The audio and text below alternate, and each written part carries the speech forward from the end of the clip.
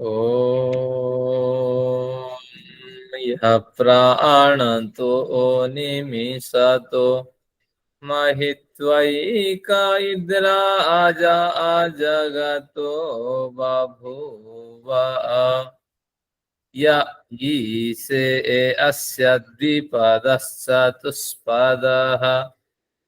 कस्मै देवाय हविषा विधेम। ओम शांति शांति शांति। परमपिता को नमन। आप सभी लोगों को यथा योग्य अभिवादन। ईश्वर की महती अनुकंपा है कि हम कुछ आर्ष ग्रंथों का स्वाध्याय कर पा रहे हैं। तो इसी कड़ी में हमने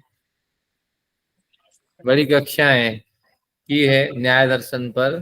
तो अभी संशय का परीक्षण चल रहा है।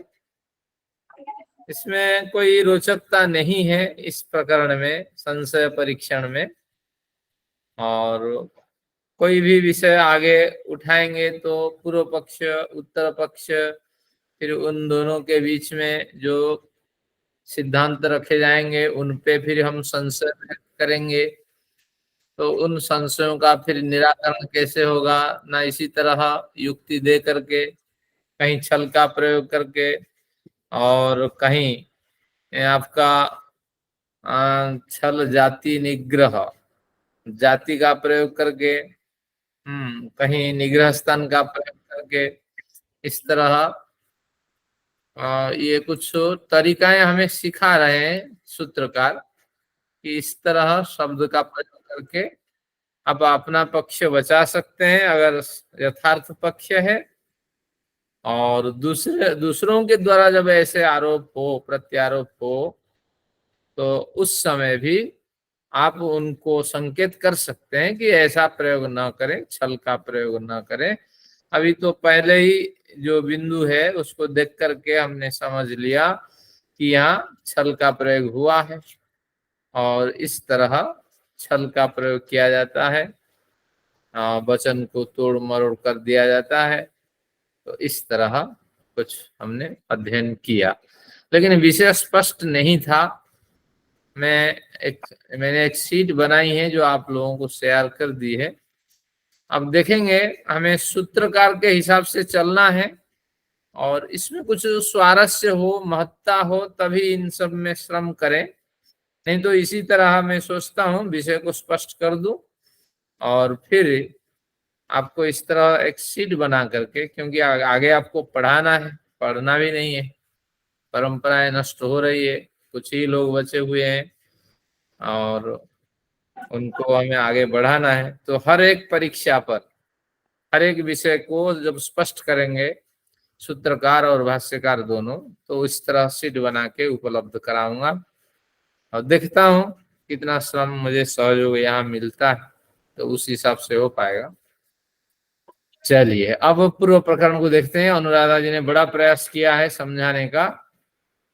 अब द्वितीय अध्याय के सूत्र पहले हम पढ़ते हैं, क्योंकि पिछली बार जो कक्षा हुई है सबने नहीं समझा। केवल सूत्र का हम अध्ययन करते हैं, फिर ये सीट का जहां जरूरत होगी आज समाधान भी करेंगे, उसका अध्ययन करेंगे। तो पहला सूत्र देखिए क्या कहना चाहते हैं। समानानेक धर्माध्यवसायात, जो 23वें सूत्र में उन्होंने, प्रथम अध्याय के 23वें सूत्र में जो उन्होंने स्पष्ट कर दिया था कि हम किसको कहते हैं, संशय कहते हैं, तो इसका स्पष्टीकरण हो गया था। संशय के 5 आयाम हैं। अब समानानेक धर्मोपपत्ति, समान धर्म की उपपत्ति, स्थाणुवा पुरुषोवा, इस उदाहरण से दोनों में निर्णय नहीं हो पा रहा था। दोनों के जो समान धर्म है, मोटाई लंबाई चौड़ाई, वो सब आ रहे थे। तो उस समय एक विशेष धर्म की अपेक्षा हमें थी, तो इसके लिए विशेष धर्म की अपेक्षा से समान धर्मों में हमें संशय उत्पन्न हुआ, ये इसका कथन था। अनेक धर्मोपपत्ते, इसका उदाहरण था गंधवती पृथ्वी। तो पृथ्वी गंध गुणों वाली है और पृथ्वी की गिनती पदार्थों में हुई है। और गंध अगर पृथ्वी में है तो गंध के क्षेत्रों में, गुणों के क्षेत्र में पृथ्वी की गिनती हो जानी चाहिए, क्योंकि गुण तो पृथ्वी में हमेशा विद्यमान रहते हैं। तो इसलिए संदेह उठा कि इस तरह गुणों के कैटेगरी में पृथ्वी को डालना चाहिए, और नवद्रव्य की कैटेगरी में क्यों पृथ्वी को डाल दिया। फिर क्रिया की कैटेगरी में भी डालनी चाहिए, पृथ्वी घूमती है, पृथ्वी में भी क्रिया होती है। तो इस तरह संदेह हुआ। तो फिर विशेष धर्म की विशेष प्रमाण तर्क की अपेक्षा से अब यहाँ संदेह बना रहा, जब तक प्रमाण तर्क नहीं मिले संदेह चलता रहा। फिर विप्रतिपत्ति विरुद्ध धर्मों की उपस्थिति हुई, आत्मा है या नहीं, ईश्वर है या नहीं। तो फिर विशेष धर्म प्रमाण तर्क की अपेक्षा जब तक बनी रही तब तक संदेह रहा, इनकी प्राप्ति से संदेह निवृत्ति। उपलब्धि की अव्यवस्था, कहीं कहीं जो है वो दिखना चाहिए, लेकिन जो नहीं है वो भी नहीं दिखना चाहिए, ऐसी व्यवस्था होनी चाहिए। कहीं कहीं जो है वो मिलते नहीं है, और जो नहीं है वो नहीं होने चाहिए, लेकिन वो भी मिल जाते हैं। तो इस तरह ये 5 आयामों से संदेह उत्पन्न होता है। तात्पर्य ये हुआ कि जब किसी पदार्थ की हम समीक्षा करेंगे तो इस तरह सभी आयामों से हम समीक्षा करेंगे कि ये जो कथन कर रहे हैं इस तरह समान कथन और मिलते हैं या नहीं। और फिर विशेष कथन जो आपने कह दिया, बहुत कुछ कह दिया कि यही सिद्धांत है, इदम इत्थम। तो यहाँ पर विशेष कथन जब कर लिया, ये कथन ये व्यभिचार से दूसरे मार्गों में जा रहा है नहीं, ये भी हमें चर्चा करनी है। केवल इसलिए संशय को पहले रखा कि आगे की समीक्षाओं में इसका इस तरह टुकड़े टुकड़ों में 5 आयामों से संशय उत्पन्न करना, और विप्रतिपत्ति विरुद्ध कथन कहीं कहीं मिल जाता है अपने कथनों में, उसको भी ढूंढना। और फिर उपलब्धि अनुपलब्धि, जो ज्ञान उसको है नहीं तो उस ज्ञान से उसको परिचित कराना, और जो ज्ञान वो प्रस्तुत कर रहा है सरासर वो ज्ञान नहीं है, जैसे कामड़ों का बड़ा भीड़ है। तो इस तरह इसको अगर बढ़िया ढंग से समझाया जाए, या महर्षि होते और 10 साल 20 साल जी जाते तो बड़ा परिवर्तन हो जाता देश में। लेकिन इस तरह अनुपलब्धि जो है, जो निरर्थक श्रम है, तो अब कोई किसी के पानी ले करके जा करके किसी पे डालने से ईश्वर खुश थोड़ी हो जाता है। ईश्वर को खुशी होने की आवश्यकता नहीं है। जरा सोचिए, पानी कहाँ से ले करके, फिर कुछ ऐसे भक्त होते हैं एक डंडे को डालते हैं, नापते हैं, उस डंडे के हिसाब से लेट लेट के पहुंचते हैं भगवान के मंदिर तक। क्या ये सब बेवकूफी है? और ईश्वर क्या इसी से खुश होते हैं? या आपके व्रत उपवास करने से क्या ईश्वर को खुशी मिलेगी? तो ये सब निरर्थक श्रम है। तो इसलिए अनुपलब्धि की अव्यवस्था जो नहीं है वो नहीं होना चाहिए। लेकिन इस तरह अव्यवस्था होने पर फिर विशेष धर्म की यानी विशेष प्रमाण तर्कों की उपस्थिति आप करा करके समाधान करेंगे। तो इस अभिप्राय से संशय को पहले ग्रंथकार ने रखा था। अब जो पूर्व पक्षी है, पूर्व पक्षी कौन है? स्वयं सूत्रकार। सूत्रकार के मन में विचार आया कि संशय को की परीक्षा करनी चाहिए और हमारे श्रोताओं को बता देना चाहिए। इस तरह हम संशय उठाते हैं। एक बार देखते हैं सूत्र, ये 5 6 सूत्र और 7 सूत्रों का अध्ययन आज करते हैं। समानानेक धर्माध्यवसायात, समान अनेक धर्म, अनेक से अभिप्राय है कि समान धर्म, और अनेक यानी विशेष धर्म, जैसे हमने अध्ययन किया था समानानेक धर्मोपपत्ते, अनेक धर्म में पृथ्वी, गंधवती पृथ्वी, इसका अध्ययन किया था। तो इसी तरह उन्होंने ये 2 पंक्ति उठाई, समानानेक धर्मा अध्यवसायात, उपपत्ति शब्द की जगह उन्होंने अध्यवसाय रख दिया।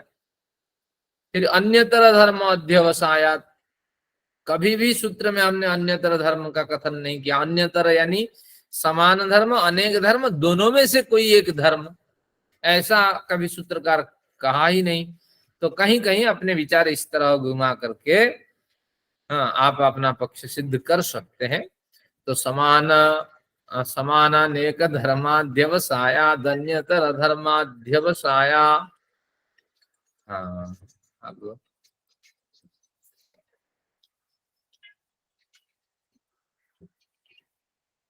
हाँ मेरा एक फोन आ रहा है।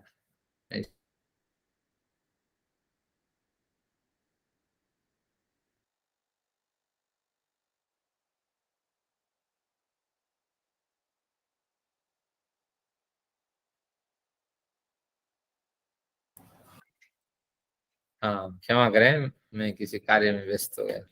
अच्छा, तो इसमें समान धर्म का अध्यवसाय, अन्यतर धर्म का अध्यवसाय। अध्यवसाय का दो अर्थ है, एक तो विद्यमानता और एक निश्चय।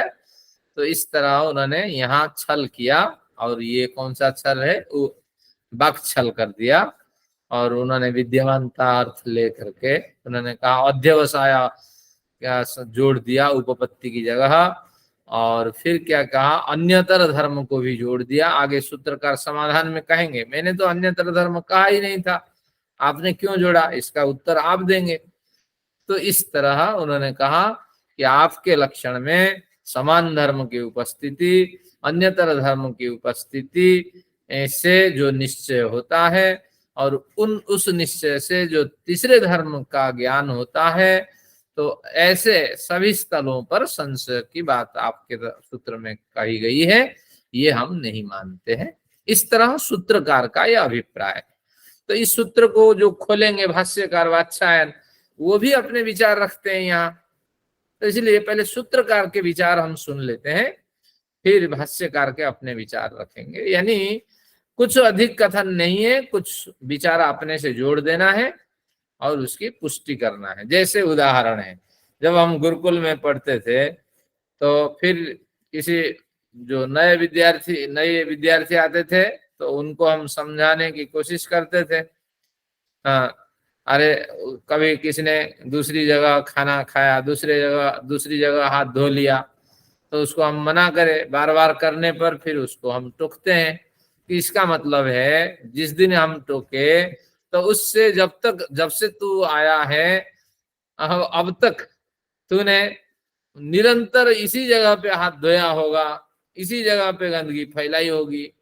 अपनी तरफ से हम इस तरह तर्क उसके सामने रखते हैं तो वो मानने के लिए मजबूर हो जाता है, और नहीं मानता है तो दूसरों से प्रमाण इकट्ठे करते हैं।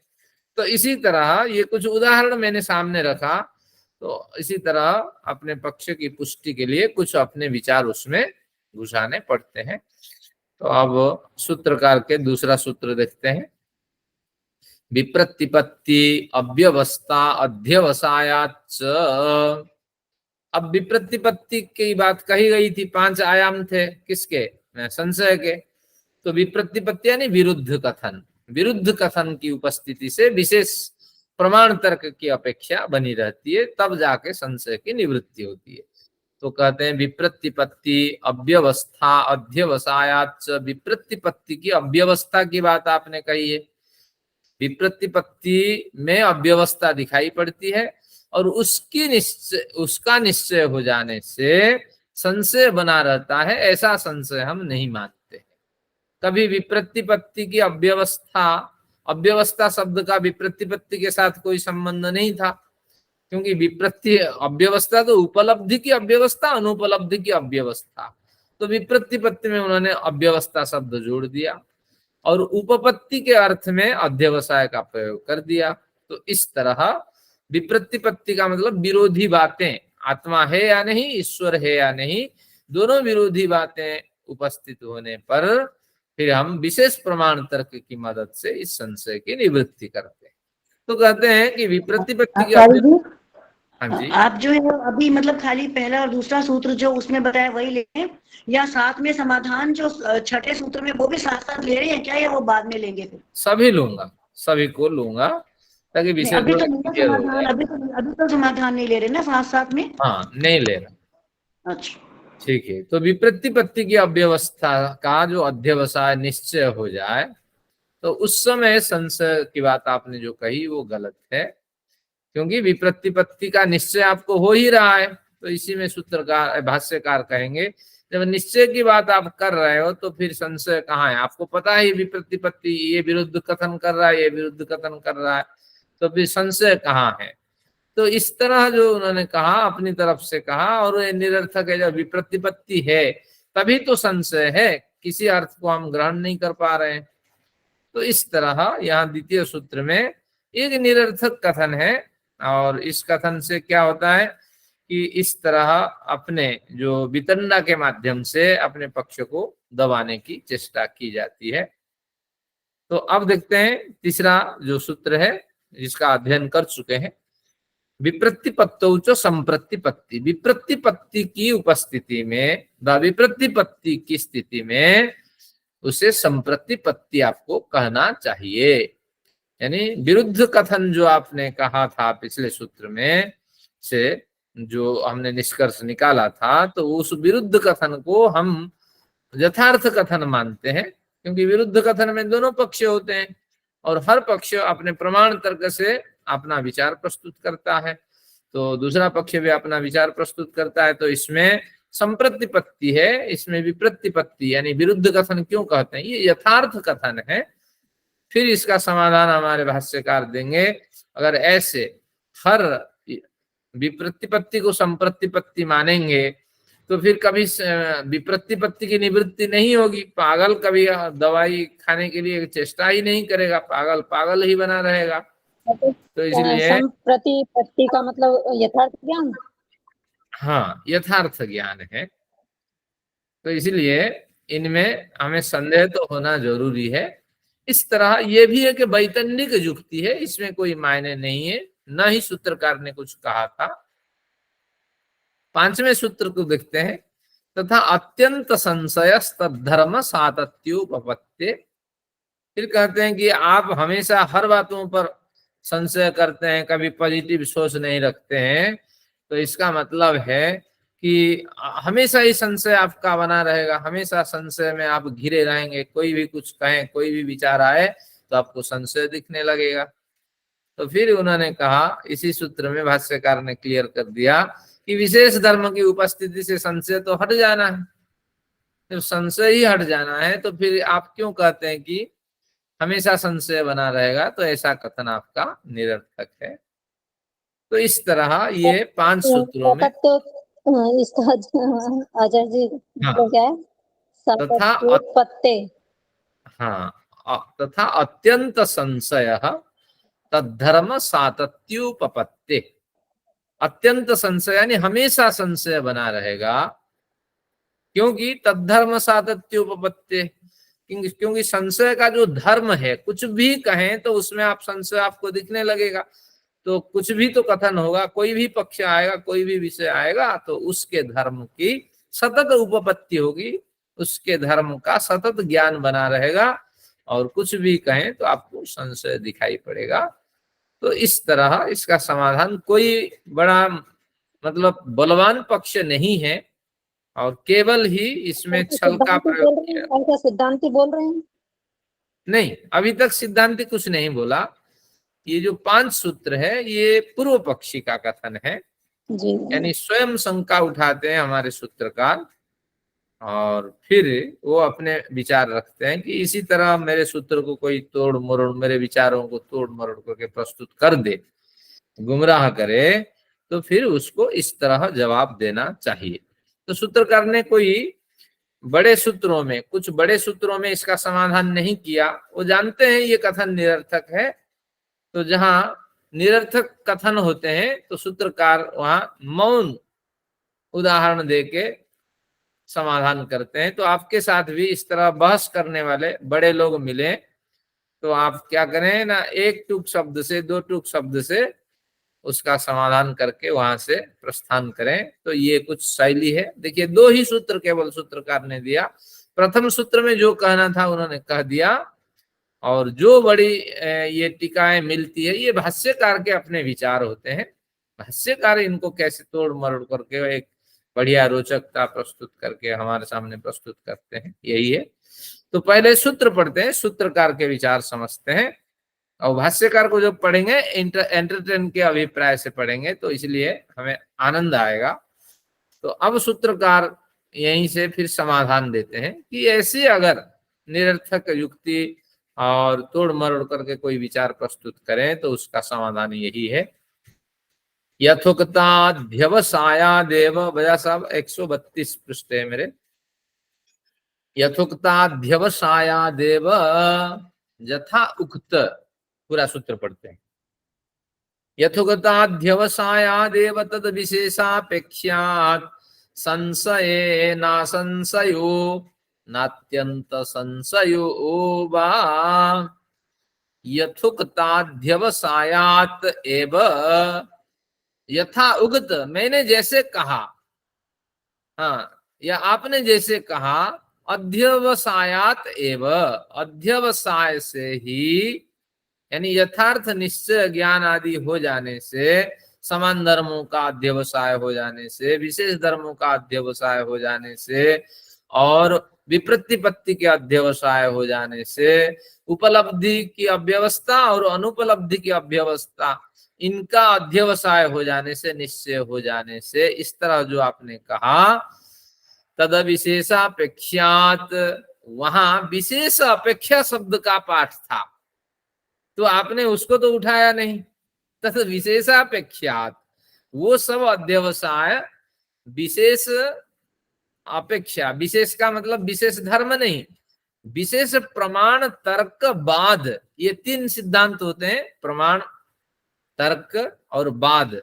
तो इनके माध्यम से, विशेष साधनों के माध्यम से, प्रमाण तर्क बाद के माध्यम से, प्रमाण तर्क बाद की अपेक्षा, ये भी आपको कहना चाहिए था। अगर उतना आप कह देते तो संशय, संशय के संबंध में आपने जो संशय उठाया था, ना संशय न असंशय, न असंशय, यानी ये जो संशय आपने ना संशय कह के कहा था, संशय किया था, और न अत्यंत संशय, जो अत्यंत संशय की बात कही थी वो नहीं होता, वो नहीं होती। एक बार फिर देखिए, यथोगत, आपने जैसे कहा, अध्यवसाया देव संशय, जो आप मानते हैं हम नहीं मानते हैं, तो इस कथन में तद विशेषापेक्षात, वहां विशेष शब्द की अपेक्षा थी, आपने सूत्र अर्थ करते वक्त उस पर ध्यान नहीं दिया। तो इस तरह संशय, मेरे द्वारा जो संशय सूत्र का कथन किया गया था, ना संशयो ना अत्यंत संशय, कहते हैं न असंशय न अत्यंत संशय, ये संशय का स्थान नहीं, इस तरह जो आपने शंका उठाया तो उसका भी कोई अवसर नहीं होता।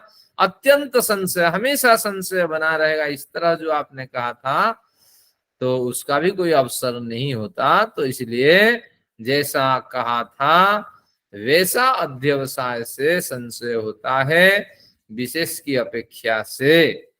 तो ये कथन आपको कर लेना चाहिए था, लेकिन आपने इस तरह नहीं कहा, तो इसलिए आपने हमारे विचारों को गुमराह किया और हमारे जो पक्ष थे उसको आपने धूमिल कर दिया। तो इस तरह सूत्रकार कह के अपना पल्ला झाड़ दिए, लेकिन भाष्यकार ने बड़ी पंक्तियां लिखी, और वो पंक्तियों में क्या लिखा है, मैंने एक शीट आपको भेजी है, आज उसका अध्ययन करते हैं। अब एक देखिए 7वां 138 नंबर पृष्ठ पे 7वां सूत्र में भाष्यकार कुछ उत्तर देते हैं। एक ही सूत्र में उन्होंने कह दिया, इसमें तो कुछ था ही नहीं, विशेषापेक्ष को जोड़ दो तो सारा उत्तर आपको मिल जाना है, और निरर्थक आप ये करते हैं, टिप्पणी करते हैं। तो फिर 7 नंबर पे कहते हैं, यत्र संशयस्तत्रैव उत्तरोत्तर प्रसंगः, यत्र संशय, जहां जहां संशय उत्पन्न होगा पदार्थों की विवेचना करते वक्त, तत्रैव उत्तरोत्तर प्रसंगः, तो वहां उत्तर उत्तर, इस तरह उत्तर प्रत्युत्तर के माध्यम से आप उस प्रसंग को क्या कर सकते हैं, समाधान की ओर ले जा सकते हैं। तो इस तरह संशय में जैसे उत्तर प्रत्युत्तर दे के समाधान मैंने दिखाया, तो इस तरह आगे के प्रमाणों में, आगे के विषयों में भी आप इस तरह उत्तर प्रत्युत्तर ढूंढेंगे और अपने व्यवहार में इस तरह उत्तर प्रत्युत्तर दे करके उस वाद को, उस संवाद को यथार्थ धरातल पर आप ले चलेंगे। बस इतना सा कथन है, सूत्रकार ने कुछ नहीं कहा, लेकिन भाष्यकार ने बवंडर मचाया और उसको पढ़ पढ़ करके हम लोग थक गए हैं। मैं समझता हूं जो शंका का प्रकरण है तो वो वीडियो और जो मैंने भी भेजा है तो उसको पढ़ करके आप पूर्व पक्षी के विचार समझ लें और उत्तर पक्षी के विचारों से हम गुजरते हैं। सूत्र हमने पढ़ लिया, अब समझ में भाष्य न आए तो कोई इसमें घबराने की बात नहीं है। सूत्रकार ने कोई विशेष कथन नहीं किया, जो कहा अभी जो करने वाले हैं वो कौन, भाष्यकार है। जैसे राम जी को किसने रुलाया, वाल्मीकि ने रुलाया ना, राम जी थोड़ी रोए, अरे प्रवाद पुरुष है, उन्होंने रोया या न रोया थोड़ी वाल्मीकि जी ने देखा, तो करुण रस की उत्पत्ति के लिए उन्होंने राम को रुलाया। तो इस तरह कभी ने सूत्रकार ने इस तरह कोई विचार नहीं रखा, जो विचार अभी रख रहे हैं भाष्यकार रख रहे हैं। तो भाष्यकार को बड़े आनंद के साथ हम अध्ययन करते हैं, भाष्यकार क्या कहना चाहते हैं, और जहां समझ में आए बढ़िया, नहीं समझ में आए कोई बात नहीं, क्योंकि वो उस समय की शैली थी, पुरानी परंपरा थी, लोग इस तरह छोटी छोटी बातों को लेकर के जीरा से सिरा निकालते थे। तो अब थोड़ी उसकी झलक देखते हैं, आपके सामने है ये सीट है, ये संशय पदार्थ पर जो शंकाएं हैं, हर सूत्र की मैंने जितनी शंकाएं हो सकती है लिख दी है। तो 5 सूत्रों में समाप्त हो गई शंकाएं। अब आज हम पढ़ते हैं समाधान पर, समाधान में क्या विचार उठाई गई। पहले हम हिंदी पढ़ेंगे फिर भाष्य पढ़ेंगे ताकि आपको विषय स्पष्ट हो जाए। संशय की अनुपपत्ति या संशय का अनुच्छेद। अनुपपत्ति, उपपत्ति का मतलब ज्ञान, और अनुपपत्ति संशय का ज्ञान न होना, और संशय का अनुच्छेद, उच्छेद यानी विनाश, अनुच्छेद यानी विनाश न होना, अर्थात अत्यंत संशय जो सदा बना रहे, आपका ऐसा कथन अनुपयुक्त है। आपका यानी पूर्व पक्षी का ऐसा कथन अनुपयुक्त है। कौन कह रहे हैं, भाष्यकार कह रहे हैं, वात्स्यायन कह रहे हैं, सूत्रकार कुछ नहीं कह रहे हैं। तो जो आपने पूर्व में शंकाएं उठाई थी, संशय कभी होगा ही नहीं, और नहीं, संशय की अनुपपत्ति, अनुपपत्ति उपपत्ति यानी उपस्थिति, अनुपपत्ति यानी न होना। तो इसलिए हाँ, ज्ञान और ज्ञान रहित होना, संशय का अस्तित्व रहित हो जाना या संशय का अनुच्छेद हो जाना, यानी संशय हमेशा बना रहना, ऐसा जो आपका कथन था वो अनुपयुक्त है, क्योंकि विशेषापेक्ष विमर्श सूत्रस्थ इस पद का सूत्रार्थ करते समय आपने उपयोग नहीं किया। अब फिर समान धर्म अप्रत्यक्ष होता है, क्योंकि स्थाणु ठूंठ का एक वृक्ष है और एक आदमी है, संध्या का समय है, और देखने वाला अप्रत्यक्ष है, उसको स्पष्ट तो नहीं हो रहा है, तभी तो संदेह हो रहा है उस बीच में कि आदमी खड़ा है या ठूंठ का पेड़ जो था वही दिखाई दे रहा है। तो इसीलिए तो विशेषापेक्ष पंक्ति द्वारा, इसलिए तो विशेषापेक्ष पंक्ति द्वारा प्रमाण तर्क आदि से उसका अध्यवसाय न होने तक उसमें संशय बना रहता है, ऐसा कहा गया है। तो इस तरह भाष्यकार ने ये लिखा, तो उसी को पढ़ते हैं। भाष्यकार की पंक्ति यानी कोई विशेष नहीं है, जो हमने अध्ययन किया सूत्र का उसी का अर्थ यहाँ क्लियर कर दिया गया है। एक बार पढ़ते हैं। अब इसमें आगे धीरे धीरे इसको स्किप भी करेंगे, क्योंकि इसमें कोई मधुरता नहीं है। जब तक श्रोताओं का आनंद न आए ना, तब तक ये इन वचनों को पाठ करके क्या लाभ।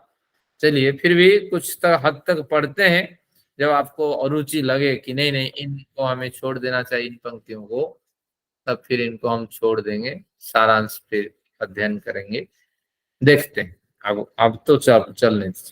संशयानुत्पत्ति, संशय अनुत्पत्ति, संशय का न होना, संशय अनुच्छेदश्च, संशयानुत्पत्ति में 1 लगा दीजिए, संशय अनुच्छेद 2 लगा दीजिए, यानी पूर्व पक्षी के विचारों का 2 सारांश हुआ। संशय रहेगा ही नहीं या संशय हमेशा बना रहेगा।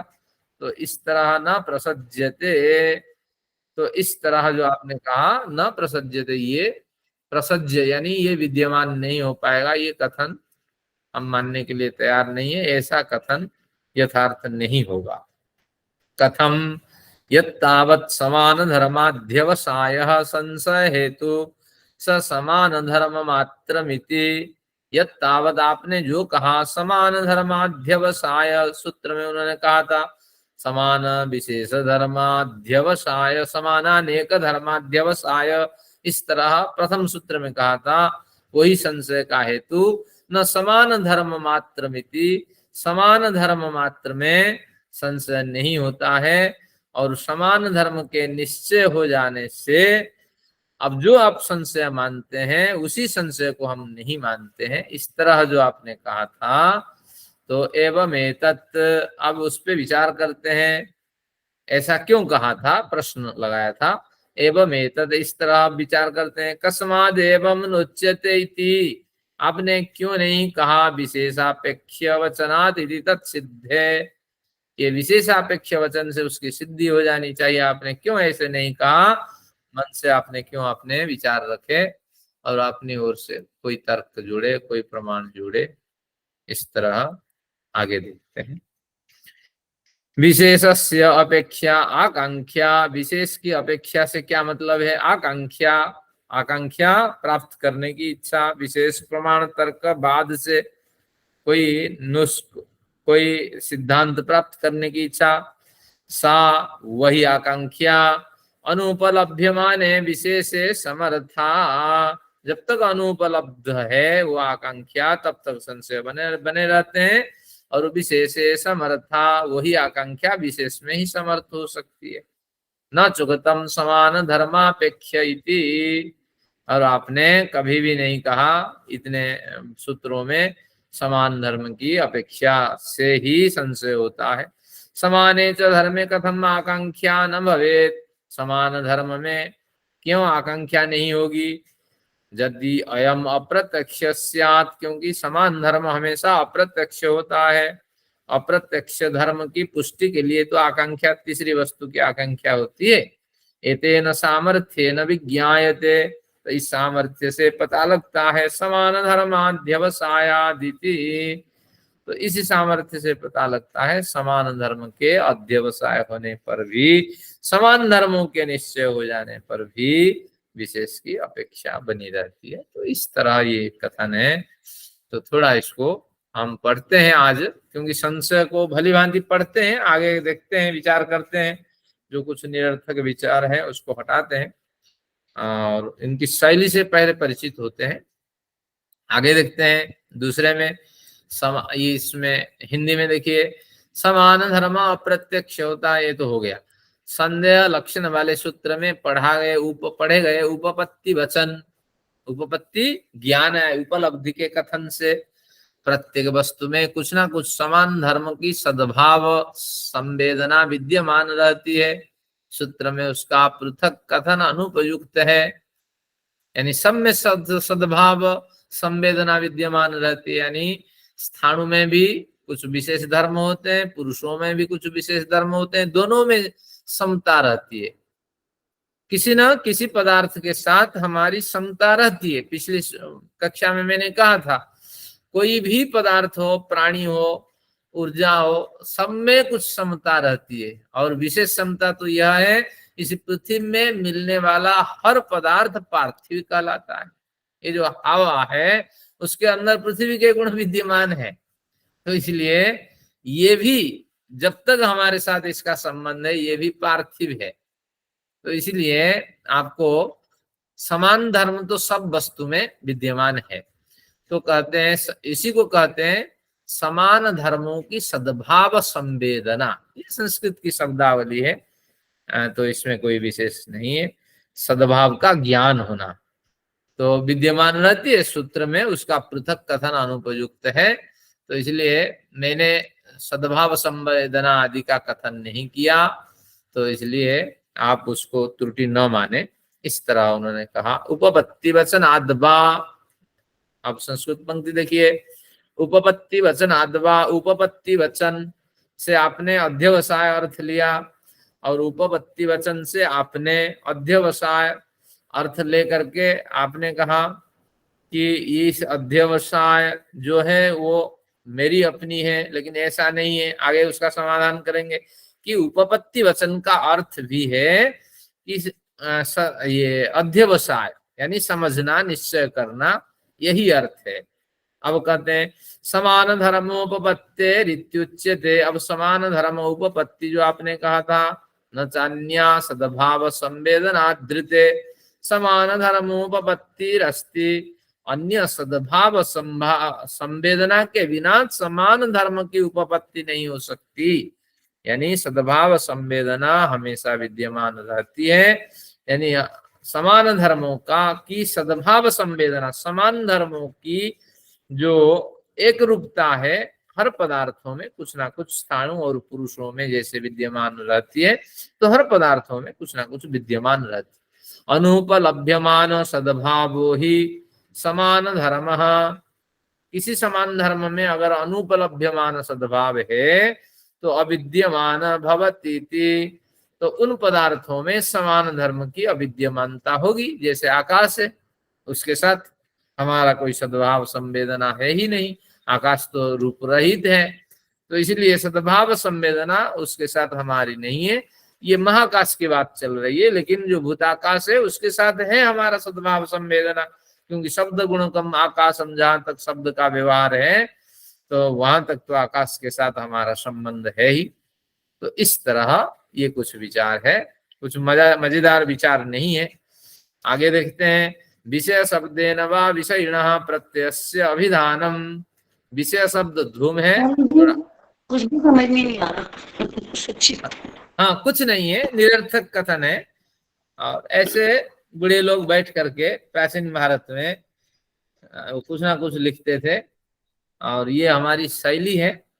तो मैं भाष्यकार की निंदा नहीं कर रहा हूँ, लेकिन पाठक को तो आनंद आना चाहिए ना। इसमें धर्मा मैडम जानती है, उनके शास्त्र में आती है एक पंक्ति, तया कवितया किम्बा, तया वनितया किम्बा। उस कविता से वो कविता कैसी होनी चाहिए, वह वनिता, वो सुंदरी रूपवती कैसी होनी चाहिए। रस विश्रांत मात्रेण ययान मोहते मन, यानी उस सुंदरी के मुंह से वचन निकलते ही और उस कविता को पढ़ते ही यस्य न मोहते मन, अगर व्यक्ति को, उपस्थित व्यक्ति के मन को मोह लेती है कविता या सुंदरी, तब न वाह वाही सब कहेंगे। अब इसको पढ़ पढ़ करके हम थक जाते हैं, मिलता कुछ नहीं है। अब निरर्थक इस तरह कुछ विचार आते रहते हैं, लेकिन ये तो कुछ भी मन नहीं मोह रहा और समझ भी नहीं आ रहा साहब में कुछ भी। चलिए, ये तो एंटरटेन है भाष्यकार के विचार, हमारे सूत्रकार प्रमुख है। उदाहरण से समझ में आ जाएगा, उदाहरण दे रखा नीचे। हाँ कुछ नहीं है, ऐसा ही है। शीट देंगे शीट आपके रिकॉर्ड बाद में, शीट दे देंगे ये वाली। हाँ हाँ शीट आ गई है, मोबाइल पे भेज दी मैंने। हाँ इसको अभी तो पंक्तियां पढ़ लीजिए, केवल श्रम हम इतना करते हैं इस शास्त्र में, फिर आगे सारांश ले लेंगे, क्योंकि इसमें अन्य सारे हमें टाइम वेस्ट नहीं करना है।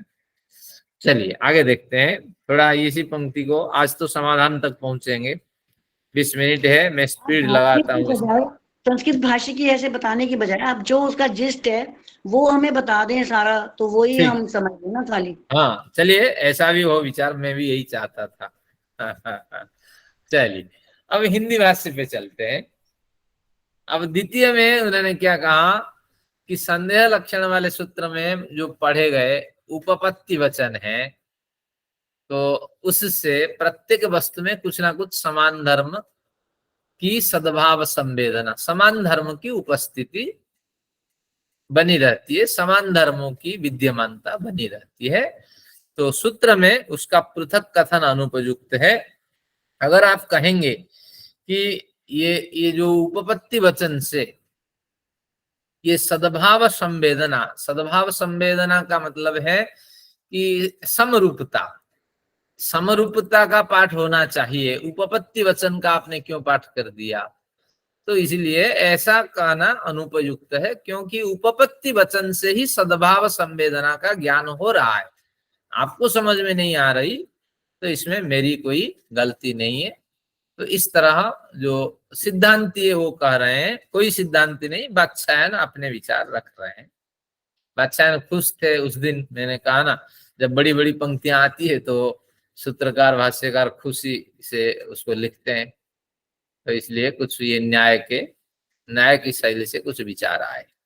विषय धूम के कथन से विषय अग्नि का ज्ञान होता है। एक उदाहरण देते हैं आपके सामने कि विषय धूम है और विषय से विषय का ज्ञान होता है, अग्नि का ज्ञान होता है, जैसे धूम से अग्नि का ज्ञान होता है, किसने कहा। तो इस कथन में धूम दर्शन से ही अग्नि का ज्ञान होता है। तो इस तरह उल्लेख न होने पर भी इसमें क्या है कि धूम से अग्नि का ज्ञान होता है, कथन यही था। इसका क्या अर्थ था वास्तविक रूप से? धूम के देखने से ही अग्नि का ज्ञान होता है। तो देखने वाली पंक्ति तो नहीं कही गई थी। प्रश्न कहाँ है? उपपत्ति वचन की जगह आपको सद्भाव संवेदना इस तरह स्पष्ट लिखना चाहिए था। तो उन्होंने कहा उपपत्ति वचन से सद्भाव संवेदना का ज्ञान हो जाता है। जैसे धूम से अग्नि का ज्ञान होता है, इस पंक्ति का किसने प्रयोग किया, तो उसका अर्थ हम समझते हैं धूम दर्शन से अग्नि का ज्ञान होता है।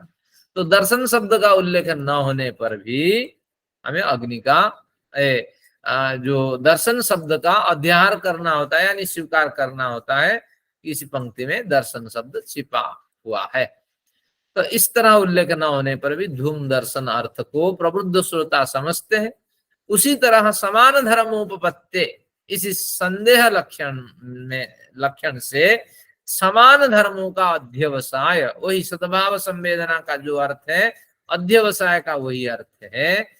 तो यह अर्थ समझ लेना चाहिए। आपने सद्भाव संवेदना जो आपने सूत्र में लिख दिया, तो उससे आपने कोई महत्वपूर्ण कार्य नहीं किया। और यही अध्यवसाय जो शब्द आपने लिखा है, उसकी प्राप्ति हमें किसमें, ये इसमें क्या है कि उपपत्ति वचन से, उपपत्ते है, इसी उपपत्ति जो मैंने पाठ किया है उससे इस सद्भाव संवेदना अध्यवसाय अर्थ वहां से मिल जाते हैं। इन्हीं का ही तो अर्थ है सद्भाव संवेदना, यानी प्राप्ति, समता प्राप्ति, और अध्यवसाय निश्चय विद्यमानता, यही अर्थ इससे भी ग्रहण किया जा सकता है। तो इस तरह फिर चौथे में कुछ भाष्यकार और लिखते हैं, समान धर्मों को मैं जानता हूं, इसलिए धर्म और धर्म के परिज्ञान से संशय की निवृत्ति हो जाएगी। तो इस तरह समान धर्मम अहम उपलभे, इस तरह पूर्व पक्षी ने कहा था। तो पूर्व पक्षी का यह कथन गलत है। क्यों? समान धर्मों से संशय और प्रमाण तर्कादि विशेष साधनों के परिज्ञान से संशय निवृत्ति होती है। अगर समान धर्म को मैं जानता हूं, इसलिए प्रश्न क्या था कि समान धर्म को मैं जानता हूं, इसका मतलब संशय है ही नहीं, क्योंकि मैं तो जान लिया हूं। तो ऐसा आप न कहें, क्योंकि समान धर्म को आपने जाना, वो समान धर्म अप्रत्यक्ष है। तो विशेष साधनों से उस अप्रत्यक्ष का हम आकलन कर लेंगे, ये धर्म क्या है। तो यही कहते हैं प्रमाण तर्क आदि विशेष साधनों के परिज्ञान से संशय की निवृत्ति होगी, क्योंकि समान धर्म मात्र से संशय बना रहता है। तो ये उनकी अपनी शैली है, लिखने की शैली है, लेकिन कोई मजेदार नहीं है। अर्थांतराध्यवसाय, अर्थ की सिद्धि के लिए तीसरी वस्तु का ग्रहण, यह कैसा संशय है?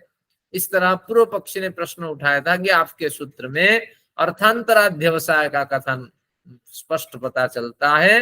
तो अर्थांतराध्यवसाय का मतलब है कि समान धर्म दोनों वस्तुओं की उपस्थिति है, उस समान धर्म का जब ज्ञान नहीं होता है, तीसरे धर्म को हम समझते हैं, तीसरे कोई व्यक्ति है, कोई वस्तु है जिसपे समान धर्म को छोड़ करके एक विशेष धर्म के कारण तीसरी वस्तु वहां हम लाएंगे, ये स्थाणु नहीं, पुरुष नहीं, ये फलाना है। तो इस तरह अर्थ करने के अभिप्राय से हमने संशय को उठाया था। तो इस तरह अगर आपने कहा है, पूर्व पक्षी ने विचार रखा था, ये गलत है, तो कहते हैं इस तरह आपका कथन जो है ये निरर्थक है, क्योंकि तीसरे पक्ष की बात हमने की ही नहीं। क्योंकि समान धर्म उपपत्ति, विशेष धर्म उपपत्ति और फिर विप्रतिपत्ति, कहाँ कहाँ इन्होंने अन्यतर धर्म की उपपत्ति। तो इसलिए सूत्रकार ने भी संशय लक्षण में ऐसा नहीं कहा है। ये कथन आपका है, उत्तर आप दें, तो इसलिए ऐसा मैंने कहा ही नहीं। संशय के कारण समान धर्मोपपत्ति आदि में विद्यमान रहने पर ही संशय रूपी कार्य प्रभावी रहता है। तो संशय के कारण, यहां थोड़ा समझने की बात है, मान लीजिए संशय है, तो इस संशय में कारण कौन है? समान धर्म की उपपत्ति। ठूंठ और पुरुष के समान धर्म ही कारण है, जिसके बल पर कार्य रूपी, संशय रूपी कार्य की उत्पत्ति होती है। संशय है तो वो कार्य है, उसके पीछे कारण कौन है? समान धर्म की उपपत्ति। उपपत्ति यानी समझ, ज्ञान। अतः कार्य कारण का सारूप्य भाव। तो इसलिए कार्य और कारण इन दोनों में समान रूपता नहीं है। आटे से तो आटे की रोटी बनेगी ना, आटे से मैदा की रोटी थोड़ी बनेगी। तो इसलिए सर जी एक मिनट, जैसे कारण तो हो गया समान धर्म मानना, हाँ, है, और कार्य हो गया संशय। संशय। अब फिर कहते हैं कि ये पूर्व पक्षी कह रहे हैं मनमानी करके, ये कार्य कारण का सारूप्य भाव, क्योंकि समान रूपता नहीं है कारण और कार्य में। एक संशय अज्ञान की परंपरा है, और उपपत्ति, समान धर्म की उपपत्ति, ये समझ की परंपरा है। आपको समान धर्म से ज्ञान हो रहा है, फिर आप कह रहे हैं संशय हो रहा है। उपपत्ति को ज्ञान माना, अध्यवसाय लगा करके निश्चय अर्थ लिया, समान धर्म का निश्चय आपको हो रहा है, फिर कह रहे हैं कि इससे संशय नामक कार्य की उत्पत्ति हो रही है। तो यही कुछ बढ़िया बिंदु है इनमें, 6 नंबर बिंदु, इसको टिक मार देंगे। तो इसलिए यहाँ कार्य कारण ठीक नहीं बैठ रहे हैं। तो लेकिन ऐसा कथन नहीं है, पूर्व पक्षी का यह कथन गलत है। ये समान रूप का अभाव नहीं है, यथार्थ है। समान धर्म की उपपत्ति होने पर ही तो संशय उत्पन्न होता है। समान धर्म रहेंगे ही नहीं तो संशय उत्पत्ति होंगे ही नहीं। तो इसलिए समान धर्मोपपत्ति के समाधान के समान, हाँ, तो इसका समाधान यहाँ हो गया। फिर उन्होंने कहा इसी तरह विशेष धर्म की उपपत्ति से संशय बना रहता है, तो उसी को कहा समान धर्मोपपत्ति के समान अनेक धर्मोपपत्ति का समाधान समझ लेना चाहिए। क्योंकि जहां अनेक धर्म का कथन होता है सूत्र में, वहां विशेष अर्थ हमने लिया था, गंधवती पृथ्वी आदि अर्थ उदाहरण से यहीं से लिया था। तो इसमें कुछ नहीं है। तो उन्होंने कहा ये कार्य कारण सही नहीं बैठ रहे हैं, लेकिन इन्होंने कहा नहीं, सही बैठ रहे हैं। क्योंकि पहले कुछ भी समझ हो जाए, वो समझ जब क्लियर नहीं होता है तो उसी के बेस पे संशय उत्पन्न होता है। तो इसलिए आपका ये जो समान रूपता नहीं है, ये कथन निरर्थक है। ये एक बढ़िया बिंदु है। आगे एक बिंदु आएगा बढ़िया, विप्रतिपत्ति की अव्यवस्था के अध्यवसाय निश्चय विद्यमानता से संशय नहीं होता है। तो विप्रतिपत्ति यानी विरुद्ध ज्ञान, तो उसकी अव्यवस्था से, कभी अव्यवस्था शब्द की बात की ही नहीं, उन्होंने आपने से जोड़ा। तो विप्रतिपत्ति की अव्यवस्था के अध्यवसाय निश्चय से संशय नहीं होता है। पूर्व पक्षी का कथन गलत है, लेकिन संशय होता है। विप्रतिपत्ति की अव्यवस्था को देख करके ईश्वर है या नहीं रूपी पृथक प्रवाद से, पृथक कथन से अनिश्चित अर्थ को ही हम जानते हैं। क्योंकि जब तक विप्रतिपत्ति विरुद्ध कथन है, किसी अर्थ को हम निश्चय नहीं कर पाते, तो विशेष अर्थ तक पहुंच नहीं पाते। और अगर आप पूर्वोक्त विप्रतिपत्ति ईश्वर है या नहीं अर्थ को संप्रतिपत्ति मानते हैं, कहते हैं यथार्थ ज्ञान है, तो कभी भी आप निश्चित अर्थ तक पहुंच ही नहीं पाएंगे। क्योंकि पागल कभी पागल नहीं समझेगा तो इलाज ही नहीं करेगा। अतः विप्रतिपत्ति अर्थ में आपको संशय मानकर विशेष प्रमाण तर्कवाद आदि की अपेक्षा करनी होगी। तो इसी युक्ति से उपलब्धि की अव्यवस्था और अनुपलब्धि की अव्यवस्था भी आपको समझ लेनी चाहिए, कुछ विशेष है ही नहीं। चलिए, विप्रतिपत्ति शब्द की जगह संप्रतिपत्ति मात्र लिख देने से, उसका कथन कर देने से संदेह की निवृत्ति नहीं होगी। विप्रतिपत्ति यानी विरुद्ध समझ, तो विरुद्ध समझ की जगह अगर अच्छी समझ लिख दें तो ये संशय की निवृत्ति नहीं होगी, संदेह निवृत्त नहीं होगा। तो इसलिए ऐसा निरर्थक लिखना या कथन भी आपका निरर्थक है। अव्यवस्था तो अपने आप में व्यवस्थित है, उन्होंने कहा था अव्यवस्था अपने आप में व्यवस्थित है। पूर्व पक्षी ने जो ऐसा कहा है यह कथन भी व्यर्थ है, क्योंकि ऐसा मानने से अव्यवस्था अपने आप में सज्जीकृत एक अवस्था यह माननी पड़ेगी, अव्यवस्था भी एक अवस्था माननी पड़ेगी, और सज्जीकृत क्योंकि इधर उधर बिखार बिखार बिखार दिया सामान, तो अव्यवस्था भी एक विकृत अवस्था माननी पड़ेगी। कभी भी अव्यवस्था की निवृत्ति नहीं होगी, अव्यवस्था हमेशा बनी रहेगी। अतः अव्यवस्था पर सर्वदा ही संशय उठाकर विशेष प्रमाण तर्कवाद आदि की सहायता से उसको व्यवस्था में बदलना होगा, तब जाके आप निष्कर्ष पे पहुंचेंगे, यथार्थ ज्ञान तक पहुंचेंगे।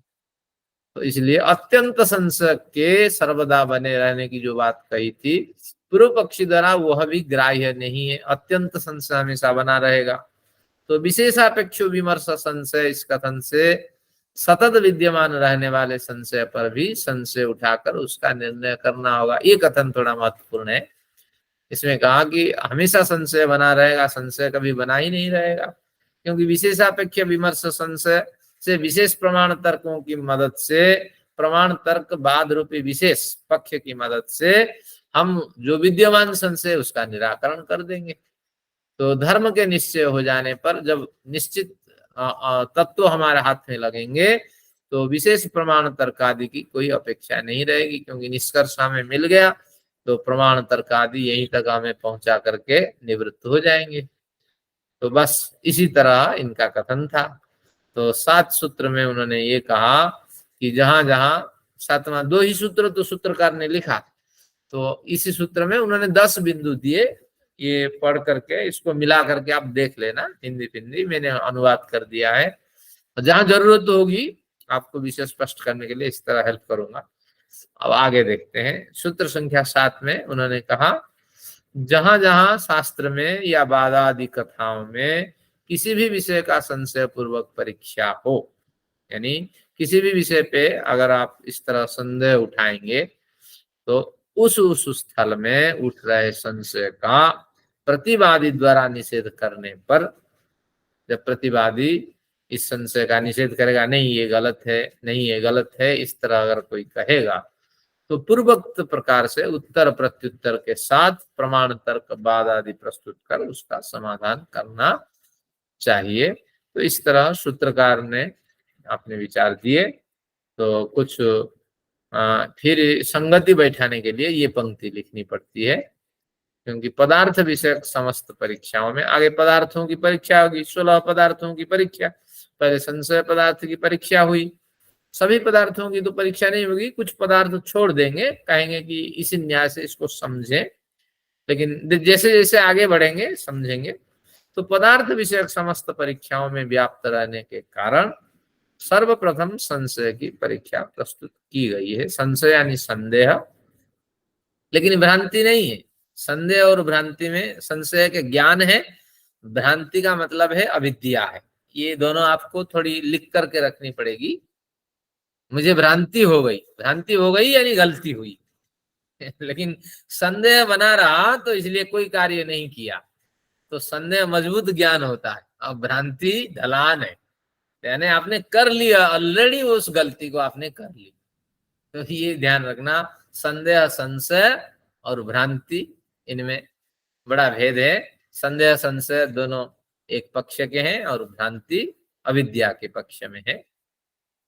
तो जिससे शास्त्र में अध्येताओं को उस विषय में किसी प्रकार असुविधा न हो, यानी एक आदर्श उन्होंने देखा है। आदर्श यानी दर्पण, आदर्श शब्द का अर्थ है कि मिरर हमारे सामने रखा सूत्रकार ने, कि इस तरह आप मनमानी से कुछ विचार रख के अपना पक्ष सिद्ध करें, या मनमानी से विचार थोप रहे व्यक्ति को बताइए, भैया हमने तो विशेषापेक्ष कहा, तो आपने क्यों उसको उल्लेख न करके आपने मन से कुछ विचार रख दिए। तो इस तरह ये कुछ हमने अध्ययन किया, लेकिन मजा तो नहीं आया, और लेकिन हमने भाष्यकार के अभिप्राय को समझा, सूत्रकार के अभिप्राय को समझा। प्राचीन भारत में किस तरह बड़ी निरर्थक पंक्तियां इस तरह लिखी जाती है, इसको भी समझा। तो लेकिन है जैसा भी है, हमारा शास्त्र है, उसका आनंद हमें लेना चाहिए।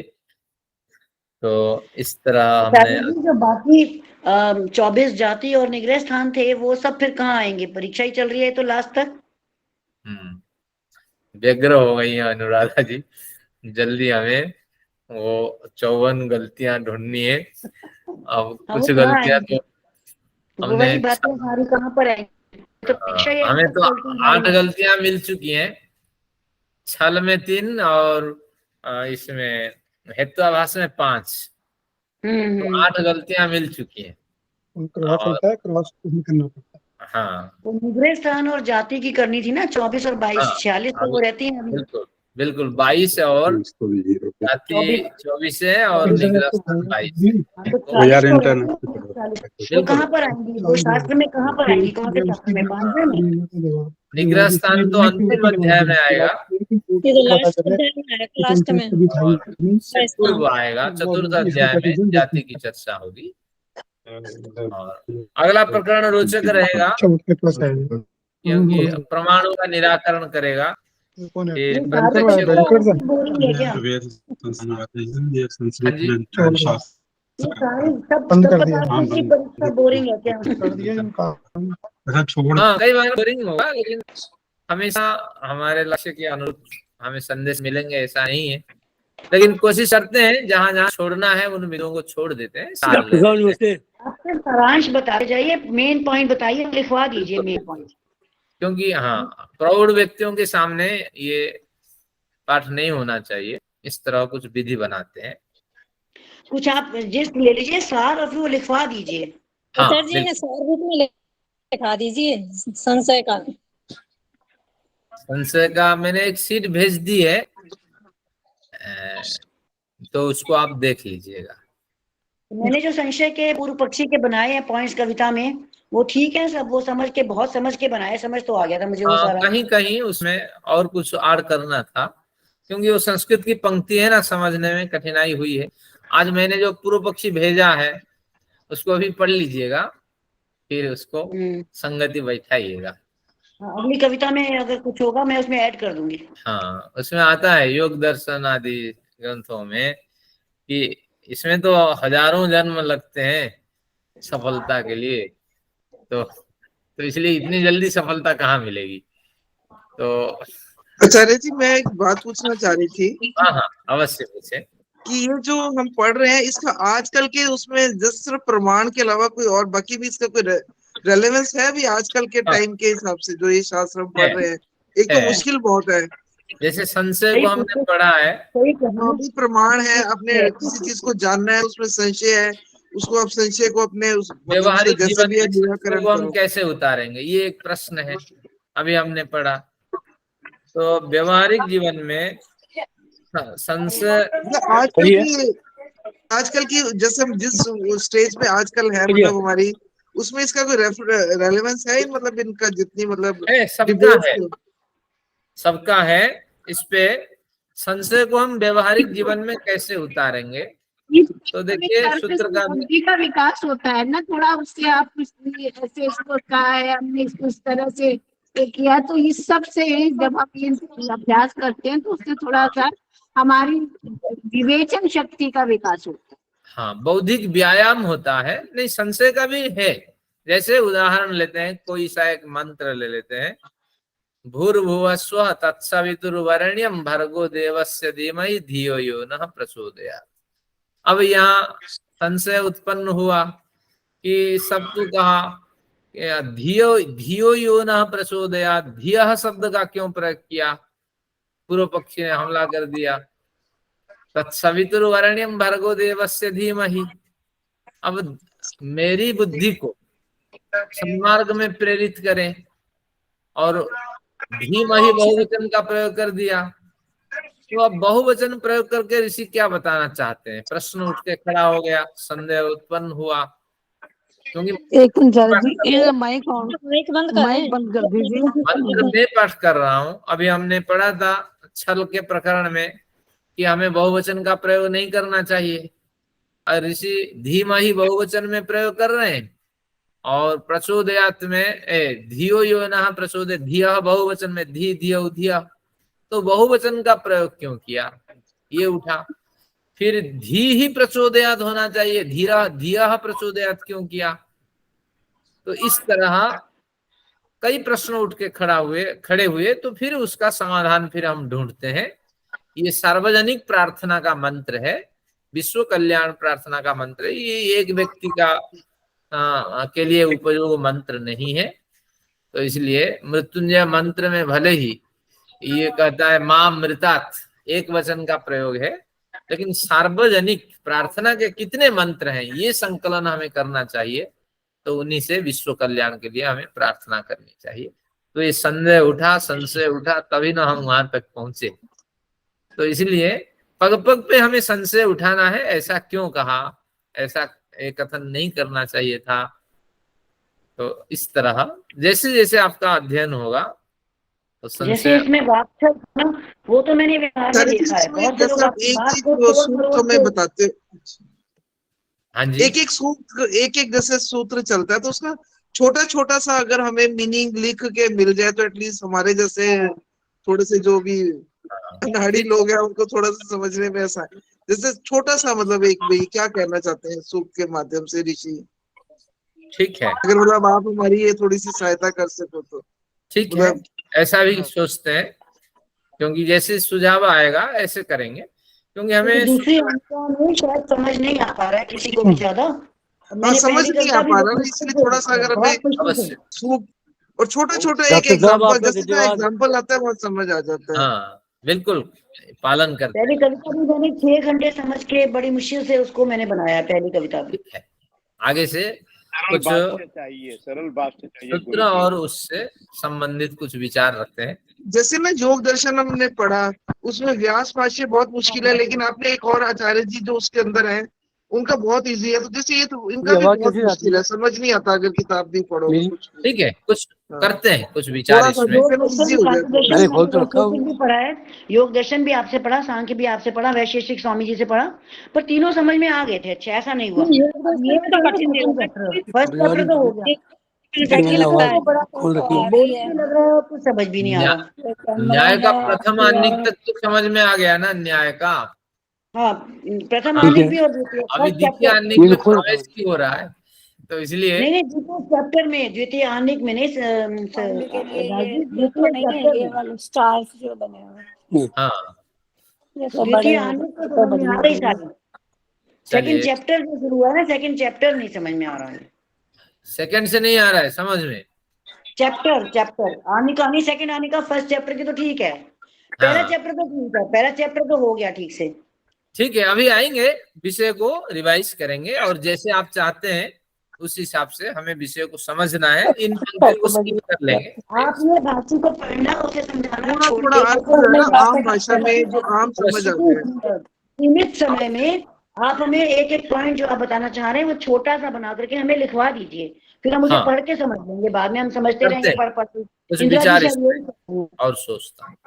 आइए शांति पाठ करते हैं, कुछ लोगों को जाना है और फिर इस पे विचार करें। डॉक्टर साहब नमस्कार। हाँ नमस्ते मनचंदा साहब। मैं जैसे से बोल रहा हूँ। ओम द्यौः शान्तिरन्तरिक्षं शान्तिः पृथिवी शान्तिरापः शान्तिरोषधयः शान्तिः वनस्पतयः शान्तिर्विश्वे देवाः शान्तिर्ब्रह्म शान्तिः सर्वं शान्तिः शान्तिरेव शान्तिः सामा शान्तिरेधि। ॐ शान्तिः शान्तिः शान्तिः।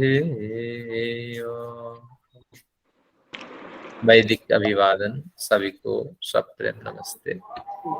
सत्र की औपचारिक समाप्ति, जिसको जाना है जा सकते हैं। आचार्य जी। हाँ नमस्ते। धर्मा जी आपको सब समझ में आ गया? धर्मा, डियर धर्मा जी ये छोड़ जाती है, बात करो तो इनसे छोड़ ही गए, बहुत जल्दी नहीं छोड़ ऐसी जाती कोई है। नहीं, आगे से विषय को या क्रम को थोड़ा रोचक बनाते हैं। इन पंक्तियों को छोड़ लेते हैं, सारांश ले लेता हूँ। और हम हर जैसे पॉइंट प्रौढ़ का, बुद्धियों के हर लिए बिंदु का सारांश लिखवा दीजिए बस हमें। बिल्कुल नहीं, मैं हमें ना कोई शीट तैयार कर लेता हूँ। संस्कृत, कोई भी संस्कृत के में इंटरेस्टेड नहीं है लोग, और आप देखिए कि फिर बाकी सभी लोग फिर छोड़ते ही जाएंगे, समझ आएगा ही नहीं, तो बिल्कुल कोई भी नहीं बचेगा। 2 संस्कृत के लोग बचेंगे, कुसुम जी और कमलेश जी और एक वेद जी हैं। ये हाँ, अगर एक एक पंक्ति का खैर अर्थ बताते आते हैं तब भी इंटरेस्ट आता है, खैर ऐसी बात नहीं है। हाँ देखते हैं, कुछ मैं सोचता हूँ। इंटरेस्टिंग तो है, हाँ समझ में तो आ रहा है। थोड़ा सा जरा वो करना पड़ता है, पुरुषार्थ 2-3 बार पढ़ना पड़ता है, फिर जाके दिमाग में बैठता हाँ, है। बैठता है। मैंने कविता लिखी तो बड़ा 6 घंटे लगाए हैं तो सारे लगा हमारे करके। मनचंदा साहब कुछ बोलना चाहते हैं, अनम्यूट हो जाइए। आज फिर कुछ समझ में नहीं आया। माइक बंद है आपका मनचंदा साहब। हाँ, कुछ प्रॉब्लम है, कुछ माइक नहीं खुला है अभी अपना तक। माइक खोल लीजिए, आचार्य जी कह रहे हैं अपना माइक खोल लीजिए। मनचंदा जी, आपकी आवाज नहीं आ रही है, माइक खोल के तो बात आपको करिए। सुनने के लिए एक बार आपको लीव करना पड़ेगा, दोबारा ज्वाइन करना पड़ेगा, तब सुन पाएंगे। इन्होंने पहले से खोल रखा था जब जरूरत नहीं थी, अब बंद कर दो। चलो चलिए, अच्छा जी, नमस्ते जी सबको, हाँ, नमस्ते जी। तो आज सबको नमस्ते। बाकी तो कुछ विचारणीय विषय नहीं है, कुछ सुझाव मिले, मैं अगली बार इस पे कुछ सोचता हूँ और इसको और रोचक बना। छोटे छोटे पॉइंट्स लेके उसका सारांश बस लिखवा दीजिए हिंदी में हमें, नहीं, तो लिखवाने की सबको जरूरत समझ में नहीं, आ मैं जाएगा सीट कि हम बना क्या के। पढ़ रहे हैं। और सब समझ लेंगे तो उनको इंटरेस्ट भी आएगा, रुचि आएगी। अगर समझ ही नहीं आएगा तो रुचि भी नहीं आएगी। ठीक है, तो ऐसा संस्कृत कुछ भाषा तो हर एक को तो इंटरेस्ट है नहीं, 2 लोग हैं 3 लोग हैं बस संस्कृत के लिए। तो ठीक बाकी है। तो सब चाह रहे हैं कि पॉइंट हमें समझ में आ जाए, बिंदु क्या लिया गया है, किस तरह से कटाक्ष किया गया है पूर्व पक्षी पर, वो पॉइंट हमें समझ में आ जाए ठीक। बस। चलिए, और जब आज का प्रकरण लिखवाएंगे तो समझ में उसको हम आया या चाहे नहीं? 10 बार ही पढ़ लेंगे, लिखवाएंगे जो आप, फिर हमें समझ हाँ, में आ जाएगा। सूत्रकार के विचार आज समझ में आए या नहीं? सूत्रकार आज तो के विचार कुछ समझ में नहीं आया। नहीं है? नहीं डॉक्टर साहब, पूरी तरह ढंग से नहीं समझ में आया। चलिए, कुछ भी डॉक्टर समझ साहब, नहीं आया आचार्य जी, डॉक्टर मैं साहब, कह इतना रही कुछ हूँ। समझ में आ रहा था, इतना कुछ समझ में आ रहा था, जैसे मैं बताऊं अपना थोड़ा, कि हाँ, जैसे समान धर्म में, जैसे हमने उसमें फूट में और मनुष्य का धर्म मान लिया हमने कि ये मनुष्य है, तो एक ही चीज में 2 वस्तुओं का धर्म मान लिया, ये तो समान धर्म हो गया। और अनेक धर्म का ये है, जैसे हमने पृथ्वी में गुण भी है, कर्म भी है, द्रव्य भी है, तो ये कौन सा माने, हम द्रव्य माने या गुण माने या कर्म माने? हमें गुण ये भी दिखाई देता ये है, अनेक कर्म भी धर्म हो दिखाई, गए। अनेक धर्म हो गए, इस तरह से समझा। नहीं नहीं, बात है ये तो समझ में आ गया है जो आप बता रही हैं, पर पूर्व पक्षी को पर कटाक्ष कैसे किया है, उसका प्रहार कैसे किया है वापस। नहीं आ रहा। हाँ, पूर्व पक्षी पे उन्होंने 6 सूत्र मैंने आज पढ़ाया ना, उन्होंने कटाक्ष को जो अपने विचार घुसाए, अध्यवसाय शब्द को घुसा दिया, और फिर इसके साथ अन्यतर धर्म शब्द को घुसाया, जो इन्होंने नहीं कहा था, घुसा करके आरोप लगाया आपने क्यों अध्यवसाय शब्द का प्रयोग किया, अन्यतर धर्म का प्रयोग किया, फिर आपने क्यों कार्य कारण के भेद से आपने क्यों गलती कर ली, क्योंकि समान रूपता नहीं है, क्योंकि संशय है तो उसका मूल कारण समान धर्म की उपपत्ति, और फिर उसके ऊपर कार्य संशय, तो दोनों में समता नहीं है। कहते हो कि हमने जान लिया, फिर कहते हो कि संशय है। तो इस तरह ये दो, और संप्रतिपत्ति को विप्रतिपत्ति क्यों आपने विप्रतिपत्ति में मानता हूं, संप्रतिपत्ति अपने आप में विप्रतिपत्ति है, तो वो भी व्यवस्थित है अपने आप में। तो इस तरह इन्होंने निरर्थक 3-4 बातें कही है, फिर उन्होंने उसका समाधान कर दिया कि विशेषापेक्ष इस शब्द को अगर पहले आप समझ लेते, लगा लेते, तो ये विचार नहीं उठते आपके। बस इतनी सी बात है, कोई खास है नहीं इसमें। तो फिर अगली बार इसका अभ्यास करते हैं, अगर समझ में नहीं आया सारांश थोड़ा रख के, फिर मैं सोचता हूँ इसको सारांश के रूप में क्या क्या आप तक पहुंचा सकूं। चलिए, धन्यवाद। ओम सर्वेभ्यो ओ नमः। ओम सर्वेभ्यो ओ नमः। सभी को सप्रे नमस्ते। आचार्य जी नमस्ते, सभी को नमस्ते। बहुत धन्यवाद आचार्य जी, आचार्य जी नमस्ते। नमस्ते। नमस्ते आचार्य जी।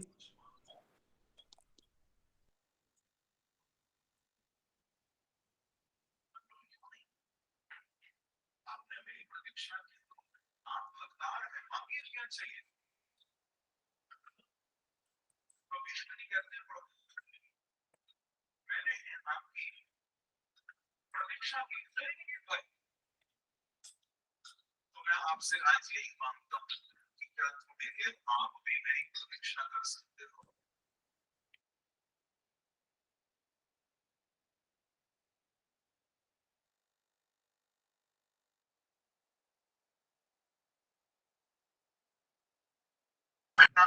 से गिरना थी मेरे सामने ऐसे ही खड़े रहो, मुझे छोड़कर जाना है आपको। जब जीवन भर मैंने तुम्हारा इंतजार किया, क्या थोड़ी देर मेरा इंतजार